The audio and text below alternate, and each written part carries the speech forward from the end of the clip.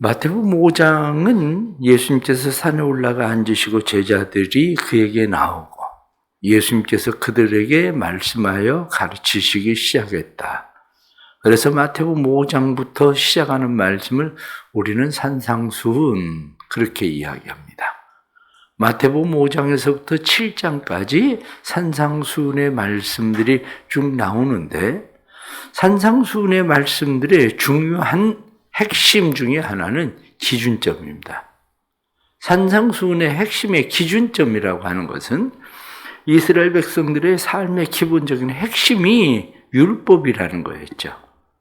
근데 율법이 이스라엘 백성들의 삶의 핵심 기준점과 같은 그런 것이었는데 예수님께서 오셔서 그들에게 핵심점을 다시 말씀하십니다. 그런데 그것을 예수님께서 오늘 성경이 뭐라고 이야기하느냐? 나는 율법을 폐하러 온 것이 아니다. 오히려 율법을 완전하게 하려고 왔다. 그렇게 예수님께서 오히려 말씀을 하십니다. 그렇습니다. 예수님께서는 너희 아버지의 온전하심과 같이 너희도 온전하라.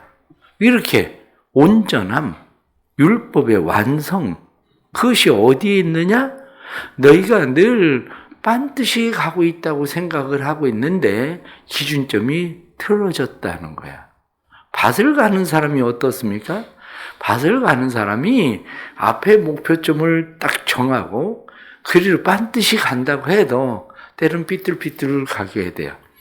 그런데 앞에 목표점이 분명하지 않으면 반드시 간다고 쭉 갔는데 나중에 보면 길이 밭을 가는 사람이 쭉 옆으로 삐뚤어져 있다는 걸 우리가 알게 되죠.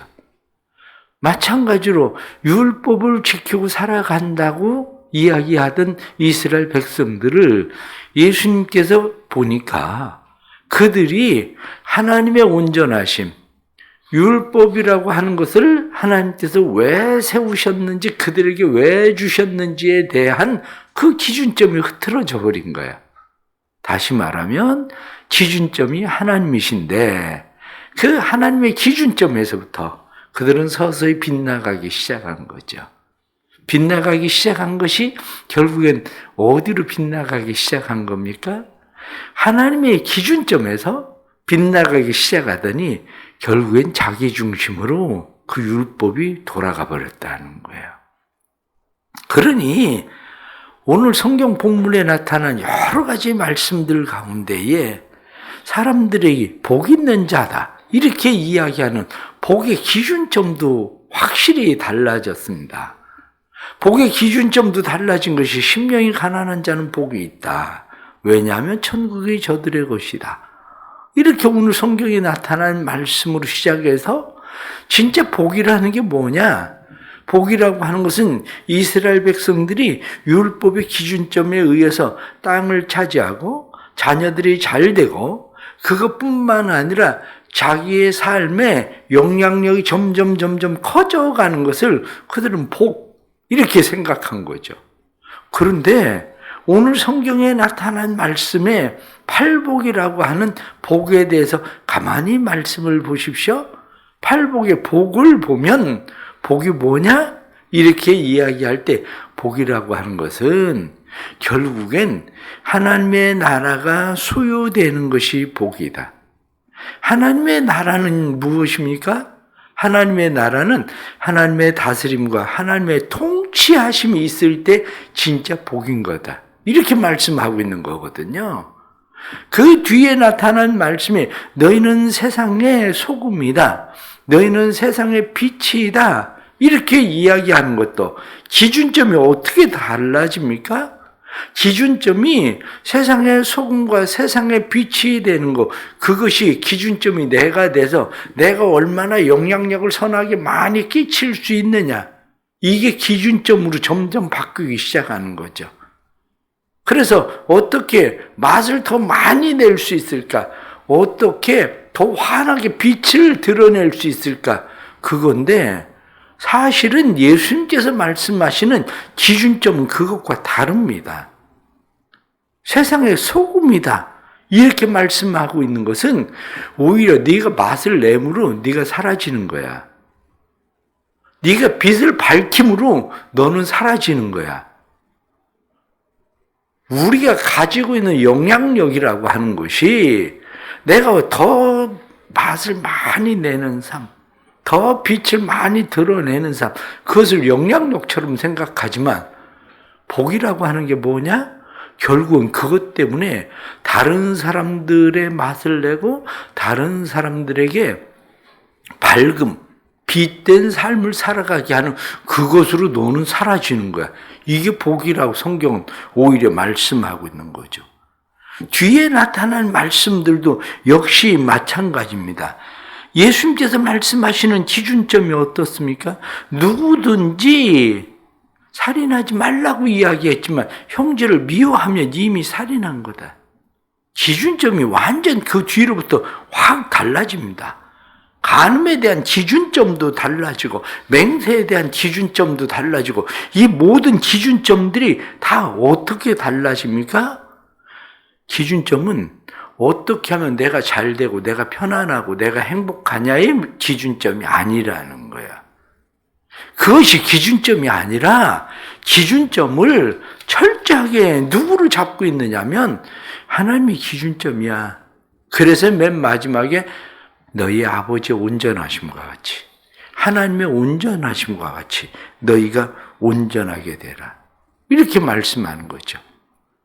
이렇게 우리가 생각을 하면 우리가 이 기준점이라고 하는 것, 그러면 요즘 세상을 여러분들이 보시면서 우리가 세상 가운데에서 우리 손흥민 선수의 아버지 손웅정 감독이 인터뷰에 나와서 인터뷰하는 얘기를 들었습니다. 나는 행복한 사람이다. 나는 성공한 사람이다. 나는 왜 행복하냐? 내가 축구를 할 수 있어서 행복하다. 내가 축구를 가르칠 수 있어서 행복하다. 내가 하고 싶은 것을 할 수 있어서 행복하다. 그렇게 이야기해요. 내 아들 손흥민도 행복한 사람이다. 축구를 할 수 있기 때문에 행복한 거고 축구를 가르칠 수 있어서 한마디로 축구를 여전히 할 수 있어서 행복한 거다. 기준점이 어디에 있습니까? 결국에는 내가 행복하다는 거야. 내가 하고 싶은 것을 하고 있기 때문에 행복하다. 그러면 요즘 세상 사람들이 하고 있는 것을 보십시오. 세상 사람들의 기준점, 행복이라고 하는 기준점이 어디에 있습니까? 내가 하고 싶은 거 하면 행복하다는 거예요. 내가 하고 싶은 거. 그래서 사람들에게 주로 우리는 무엇을 가르칩니까? 너 하고 싶은 거 해. 사람들은 점점 바뀝니다. 너 하고 싶은 거 해. 이렇게. 그렇습니다. 요즘은 사람들이 자기 하고 싶은 것을 점점 하는 세상입니다. 그런데 요즘은 그러면 자기 하고 싶은 것을 하면서 영향력을 주는 삶? 요즘 자기 하고 싶은 거 하면서 영향력을 주는 삶을 살아가는 일들 중에 하나가 뭐냐? 유튜버예요. 때로는 먹방 유튜버를 하고 코미디 유튜버를 하고 게임 유튜버를 하고 이런 유튜브를 하는 사람들. 방송의 영향력도 크지만 요즘 이 유튜버 이 영향력도 대단합니다. 그래서 제가 유튜버 순위를 이렇게 봤어요. 우리나라에서 유튜버 채널 가운데에 1위가 23년 12월 달에 유튜버 1위가 누구냐면 구레라고 돼 있는 거예요. 코미디. 알지도 못하죠, 우리는. 구레라고 돼 있는 건데 구독자가 1040만이에요. 이게 1040만. 조회수가 71억입니다. 조회수가. 1년에 돈을 얼마 버느냐면 544억 정도 벌 거다. 그렇게 봅니다. 구레가 뭔지 우리는 뭐 알지도 못하지만 알 수도 없는 이유 중에 하나가 우리나라 말로 되면 세계에 그렇게 올라갈 수가 없어요. 우리나라에 어떻게 1000만을 한마디로 유튜브 구독자를 모으겠어요. 말이 돼야 다른 나라 사람들이 알아들어야 유튜브 구독자가 되지. 그런데 가장 많은 구독자를 가지고 있는 것은 보니까 이 계양산이라고 하는 게임인데 1320만. 그래 조회수가 90억이더라고요. 조회수가. 그 우리나라에도 그래요. 그런데 세계에 유튜브를 보니까 세계는 어떻게 되느냐? 이 그래프트 마인이라고 하는 그러한 그래프트 하는 사람인데 이 사람이 22위예요. 22위인데 구독자는 2,840만. 우리나라 1위보다도 그냥 거의 3배는 많은 그런 구독자죠. 그래서 이러한 사람들. 그런데 거의 영순위에 돼 있는 것이 뭐냐면 1억 7천만입니다. 구독자가. 1억 7천만. 1년에 벌어들이는 수입이 1조 400억. 그러면 이것을 이야기할 때 영향력을 끼쳐요. 영향력을 끼친다고 얘기는 하지만 이 사람들이 유튜브를 하는 가장 중요한 이유는 어디에 있습니까? 돈이거든요. 요즘 유튜버를 사람들이 다 그렇게 달려들어서 유튜버를 하고 있는 가장 중요한 이유가 어디에 있습니까? 돈이거든요, 돈. 그러니까, 난 돈 많이 벌어서 행복하다. 난 유튜버를 해서 사람들이 구독자가 그렇게 많아서 행복하다. 요즘 어린 아이들을 물어보세요. 너 커서 뭐 하고 싶으냐? 대부분 많은 아이들이 유튜브 하는 거거든요. 쉽게 사진 뭐 찍어서 올리고 그래가지고 구독자 늘어나고 돈 벌고 그게 그래도 인생에 최고 쉽겠다 이런 생각들을 많이 하는 거거든요. 그러나 성경은 우리에게 다시 말합니다. 기준점이 달라지고 있어. 너 진짜 행복한 게 뭐니? 너 진짜 행복한 거는 하나님의 나라, 하나님의 다스림, 통치, 그것이 너를 끌고 가는 삶이야.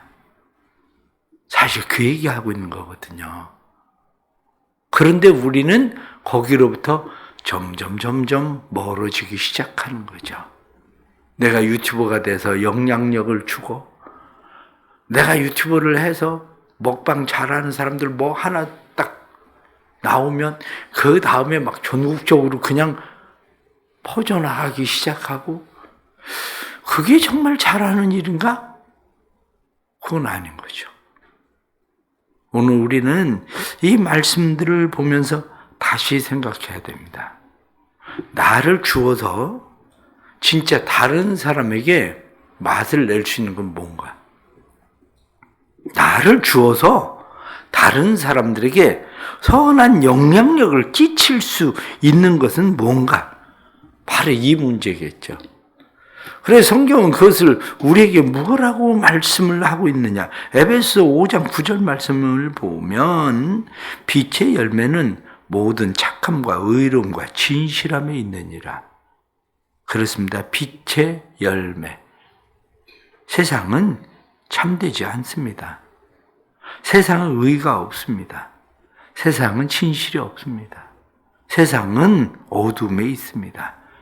그러나 그리스도인들의 삶, 교회의 삶은 참됨과 의와 진실함, 그것을 드러내는, 결국 교회가, 우리 그리스도인들이 해야 되는 것은 자기 희생, 자기 헌신 없는 착함, 의로움, 선함은 없다고 얘기하는 겁니다.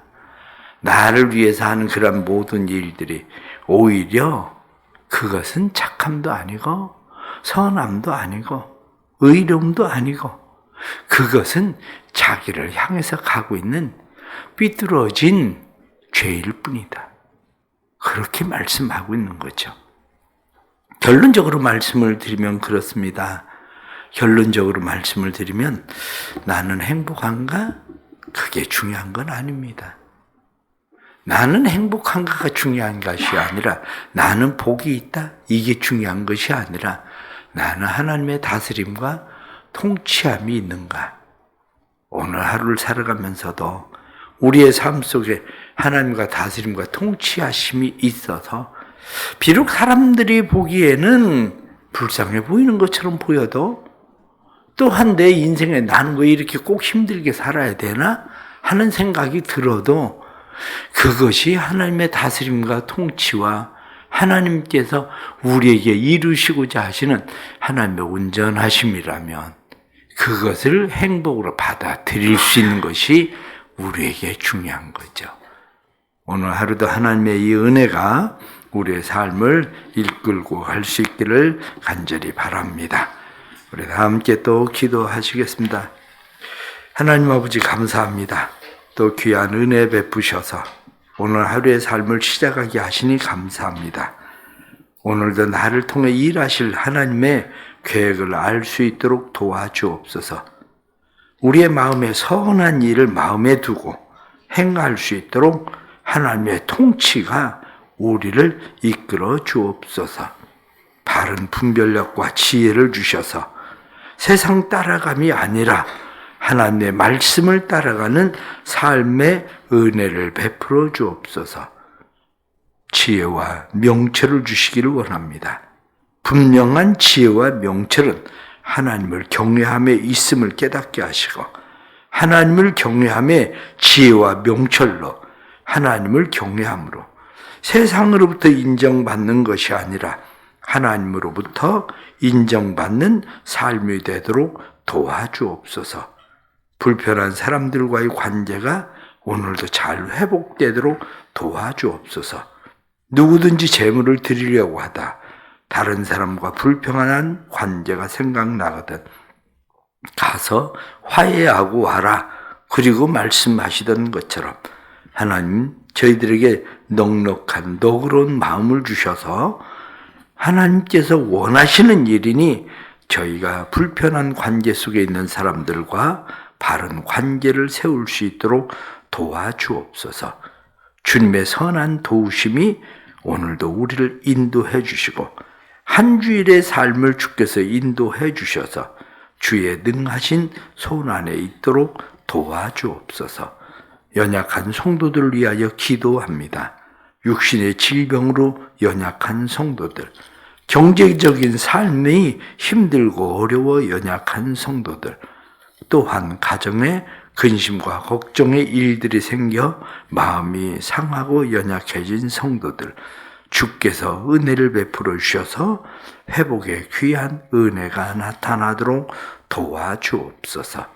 하나님 앞에 감사하며 드려진 예물에 은혜를 주시고 생일을 맞이하여 싸우니 지금까지 지키시고 보호하신 하나님께서 다음 생일까지 또 건강하게 하나님의 선한 영향력을 위하여 하나님의 다스림과 통치하심 속에 온전히 거하도록 만들어 주옵소서. 1000번째 예물 드립니다.